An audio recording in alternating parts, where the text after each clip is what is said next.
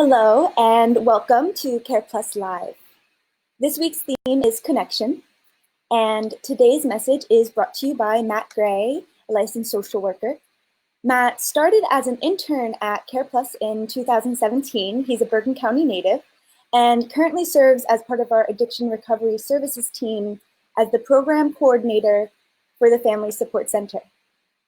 Matt is certified in CRAFT, the Community Reinforcement Approach and Family Training, which is designed to train and support families who have a loved one with addiction. So I'm excited to hear Matt's message. I'll hand it over to him to share on connection. Thanks, Caitlin. Hi, everyone. So happy to be here.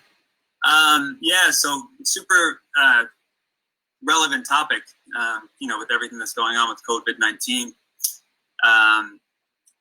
Connection is a really important part to being a human being, and particularly now with what's going on, because we're struggling with connection. The opposite, the other side of the coin with connection is isolation or loneliness.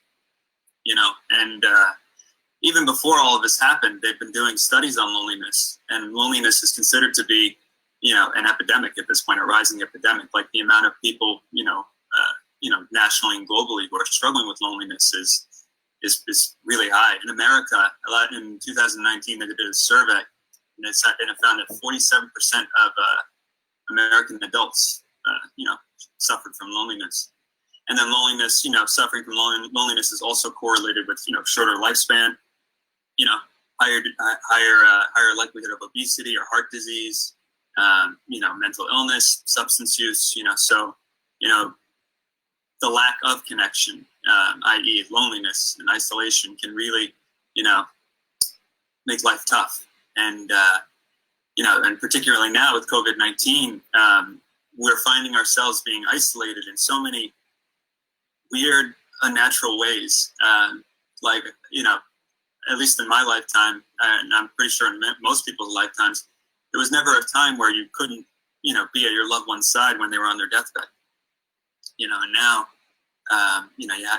if you even get a chance at all, if you're lucky enough, you have to, say goodbye to your loved one via FaceTime or, Skype on an iPad. So, it's strange. It's a very strange thing, and, we're isolated in so many ways. We're isolated, we don't see the same, when you go out every day and you go to where you get your breakfast, or you go to a store, or you go to work, you don't just see people. You don't see people that you run into, on a day-to-day basis. You're just in your house and with anyone who's in your house. And so, it's a very interesting time. And isolation, for many different reasons, or areas, it has shown to cause problems. And so there's two examples I'll talk about. One is called the Rat Park study. So it was a study that was conducted by a guy named Bruce Alexander back in the 1970s. And basically what he did was he put rats in isolation in a cage just by itself. And in that cage, he put two water bottles, one with just regular water and one with water that was laced with either cocaine or heroin. And almost every single time he performed this experiment, the isolated rat would, gravitate towards the drug-laced water, become addicted to it, to the point, and continuously use it to the point where it actually overdosed and killed itself.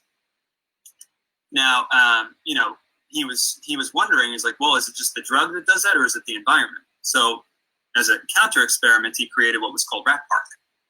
Rat Park was this social community of rats in this giant, cage, and they could run around and socialize and mate. There was like toys to play with. And they also, in that Rat Park, they also had the same two water bottles, water and, heroin or cocaine-laced water. And interestingly enough, most rats didn't go towards it. Those who did, they only used it intermittently, and 0 rats died, overdosed and died, which really speaks to, what environment, social connection, how it can really act as a protective buffer to, addiction, but also probably mental illness and, problematic lifestyle behaviors as well. And then also, interestingly enough, what he also did too is he took the rats that were in isolation, who were already addicted and sick, and he took those rats out of isolation, put it into Rat Park. It got better.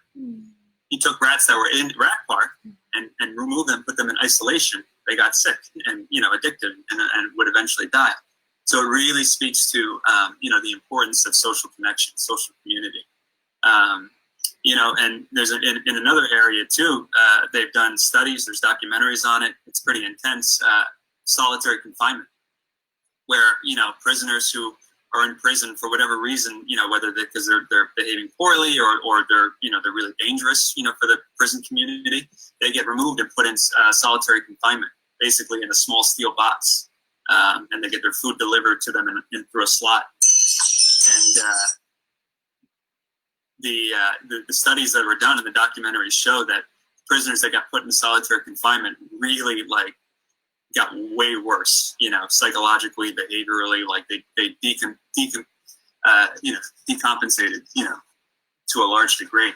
And so many of them would want so badly to get out of solitary confinement. It was considered, to be one of the harshest punishments there is.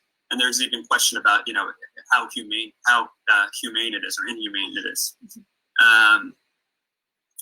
And then one quick point too, with NA and NA, AA and NA, a big part of that is the fellowship and having a community to support you, a community of like-minded people who are all in the same boat, who are all trying to move towards and through recovery. And, they certainly have, literature to read and principles to try to cultivate and live by, which is fantastic. But a huge part of it is just, that community there to support you, there to lean on when you're struggling or worried or relapsing, to inspire one another. We're not meant to be alone. We're social creatures. And I know it's so hard with what's going on with COVID-19. So, as much as we can, as best as we can, trying to find ways to stay connected, electronically as much as possible. But connection isn't just necessarily contact, though. It's also contribution, because that's a big part of it too. It's like, it's not just being involved with someone. It's what we contribute to those relationships, and that really provides us with a sense of meaning to our lives. So, but as much as we can during this really challenging time is to stay connected and to keep contributing as much as possible. Those are some of my thoughts. Awesome. Thank you so much, Matt. Thank you. I'm just wondering, of course, yeah, glad to have you. I think one question I have for you, and then we'll wrap it up. I know myself, and I'm sure most people watching, hopefully, those watching as well may have a loved one who is, in recovery or has struggled with addiction and maybe never got into recovery. Is there any just little advice you can give us as people who love somebody who's struggling, as what we can do during this time to stay connected to maybe somebody who isn't engaging? Just some tips. Yeah. I mean, you can try to engage them even in casual ways. I know families that really struggle with it, with a loved one's addiction. Certainly, it's a really difficult issue for everyone. And you want to address it, and you need to address it and should address it. Yeah. But even trying to find, moments, times where, you can just engage with them in a more casual way, like, about some, superficial topic, or, hey, we're just going to watch this movie, just trying to help, build a relationship that way, so that the relationship isn't just like, God, please get help. And, always, because, people who, people are struggling with, substance use issues, they might be resistant to help, or they don't feel like they want it or need it, or are able to be helped at this point. So, that can cause resistance, and, that can hurt the relationship. So it's trying to stay engaged with them in casual ways, if you can. Taking care of yourself is super important. The more you're able to help yourself physically, psychologically, socially, intellectually, spiritually, etc., you are going to feel better on different levels, and then you are only going to be better able to relate to them and be in relationship with them. So those were two things that I would keep in mind. Trying to do things that help promote the relationship,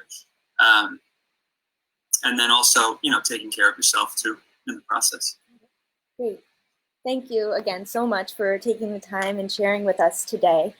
For those who are listening, if you're interested in learning more about the Family Support Center and that craft model, you can contact Matt here. His cell phone number, work cell phone number, is in this post.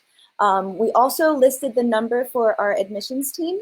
Those are our staff that are taking calls Monday through Friday from 9 a.m. to 5 p.m. and they can get you connected to the most appropriate level of support and care, and our telehealth services are available, so that could be done from the comfort of your home.